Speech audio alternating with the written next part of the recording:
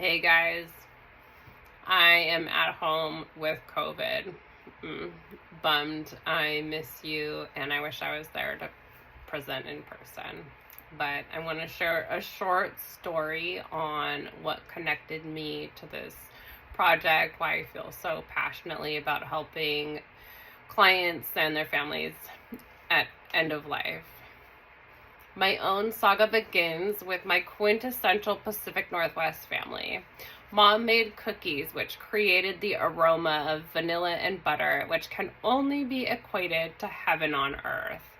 The Stanley mug that we had back then was the classic army green artisan thermal bottle.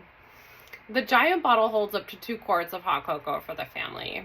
We had a sack lunch with cookies and a Stanley in tow, which we would haul in a backpack to the ski lift. This all began around age 3 when I adorned my Helly Hansen jacket on the ski treks through the Mount Baker area, of which my parents were mountaineer members. I recall a moment when my dad beckoned me to get up from the cold snow and carry on, as I had pancaked flat on a Blue Diamond run and just sat there refusing to move, insisting on being carried. He was a good father, requiring that I collect my gloves and hat strewn across the slope, pick up the pieces and move on. My mother wasn't too happy when she heard the story. Mom became ill when I was 16, and she carried on for another 26 years with the gumption of will that can only be compared to that of an ox. Not long after Mom passed, Dad received a cancer diagnosis. I drove to chemotherapy clinic weekly, where we settled for these paper cups of what the young nurse in purple scrubs referred to as week-old coffee. It tasted as such, but Dad was an avid Folgers drinker, so this was a bit of an upgrade.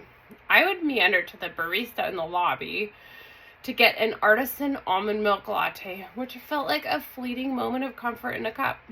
At the oncology appointment, the doctor carefully and painfully revealed that the chemotherapy was not effective.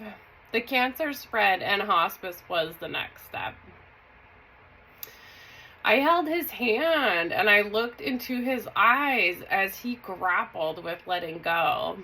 He called me into the guest bedroom where his glasses still sit to this day, and let me know that he felt a sense of calm and readiness.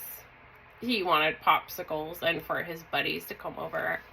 So I went to the natural food store, and he gave me a look of scorn as he tasted the naturally flavored orange creamsicle. I went back out to buy the preferred conventional popsicle brand. He wasn't long for this world after, and after the words left, I still held his hand. My desire to help people was fortified by this opportunity to help my loved one accept his passing.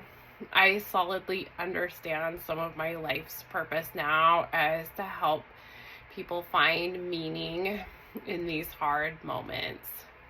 Thank you so much for listening to my opening story, and I hope you enjoy the rest of our presentation.